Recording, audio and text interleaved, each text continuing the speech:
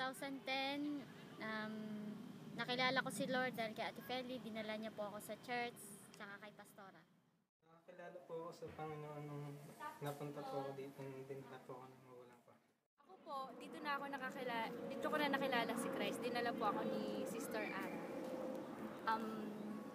Since andito na rin po ako noon, ang tumulong naman po or nagpakilala sa akin kay Christ is may cousin na si Ate Feli. Praise the Lord. Sa Hong Kong po ako nakakilala sa pamamagitan po ng isang kapatiran. Kilala ko si Lord nung ako'y bata, nung grade 6 ako, nung may pumunta sa aming barangay na missionary, doon ko unang nakilala si Lord. Yung journey ko dito sa UK, yun yung naging way para magkaroon ako ng relationship, yung true relationship with God. Nakakilala ko nung namatay yung father ko kasi may pumuntang mga pastor sa bahay namin. Kaya doon na nagsimula yung pagiging Kristiyano. Actually, mula pa nung bata ko, sinasama na kasi ako ng lola ko sa church. Kaya doon na ang simula pagkakilala ko sa Panginoon. Totally akong nakasok at nakakilala when 1990s, something 1990s, like that. Dahil one day umattend ako sa Bible study at doon tinanggap ko ang Panginoon Diyos. Yun lang.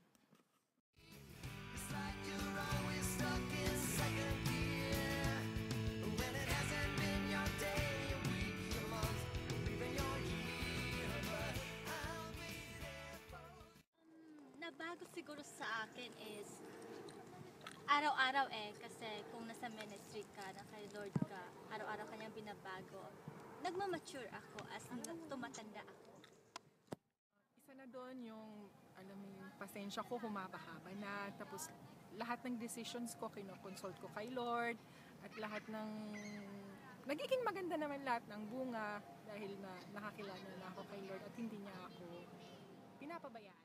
Wala na yung pag-iinom, paninigarilyo, at ang higit sa lahat, hindi na ako nakakalimot kay Lord tuwing umaga at sa gabi magdadasal sa lahat ng mga kasama ko, pamilya at mga kaibigan. Nabawasan ko yung pagmumura, pagiging mainit ng ulo, at higit sa lahat, natuto ako magpasensya. Yun lang. Bisyo na tanggal ko. Ayun lang. Yung mga hindi kaaya-aya sa pandinig ng Panginoon, all of those words natanggal lahat sa pagpapala at pagmamahal ng Panginoon. Nakilala ko si Lord at naging matured yung pag-iisip ko at gusto ko pa rin madagdagan. Natuto akong makisalamuha, natutong makitungo sa mga tao at nag-mature.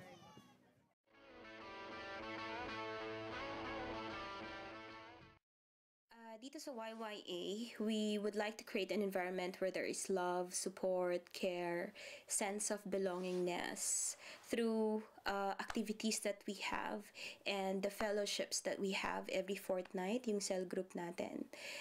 So that, you know, when people see us, they will say, oh, okay dyan na, maganda dyan, parang masaya kayo and something different about you. So that we can be that people who is said in Matthew 5:14, that is, we are the light of the world and the city on a hill that cannot be hidden. Mission natin is mas ma-motivate ang bawat isa na kalilanin ang Diyos, na gumawa sila ng sarili nilang magawa para makakontribute sa gawain ng Diyos dito sa lupa, at ma-enjoy nila ang pagiging buhay Kristiyano. YYA, ayan! Napakasaya ng YYA.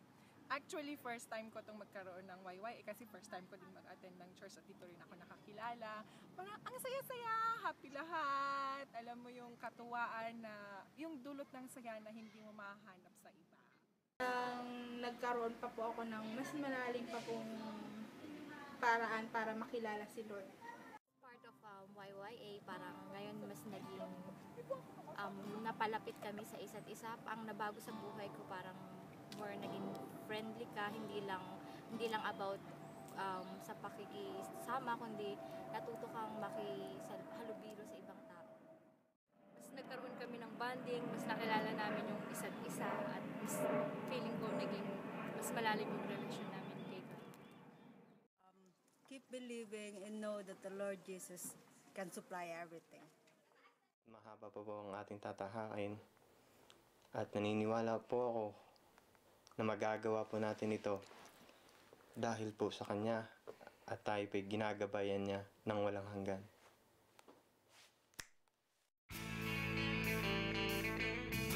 Whatever you aspire to, whatever may you dream to be, but put the Lord first in your life. That's my message to the youth. Magamit nila ito sa kanilang paglago sa kanilang buhay at maipamahagi ang purpose na ibinigay ng Panginoon sa kanila, ang madala ang mga ligaw na kaluluwa sa paanan ni Kristo. I would just like to congratulate all the young adults ministry for their effort in making this event successful and possible. Grow maturedly with the Lord, serving the Lord, so that you will find your purpose in life. I pray that next year we will be seeing more youngs like you in the ministry.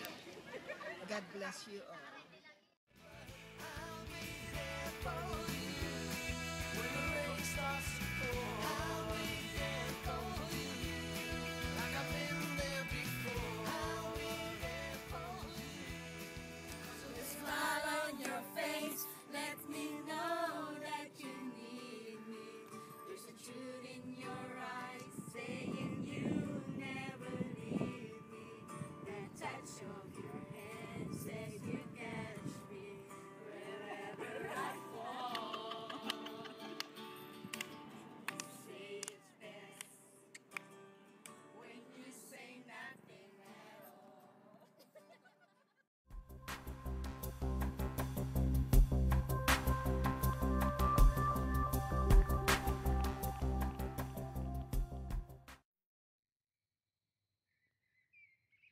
Po ng isang halaman, tayo po'y mga buto lamang na tinaniman or parang hindi mo na mga buto. Ayun na, Marami po akong mga naging kaibigan at marami po akong nakilalang mga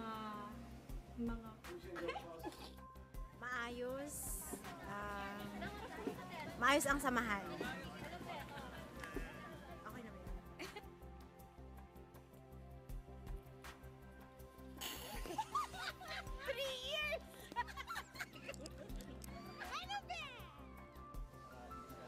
Nakares sa trabaho.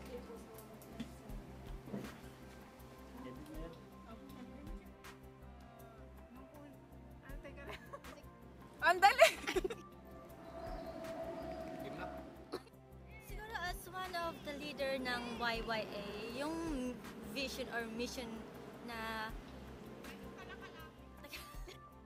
Dinala po ako ni Sister Ara sa... Huwag ka mag-mention ng name ulit. Bakit? Okay lang na Pinaglalaro na tayo. Ako, kung ano ba, sandali.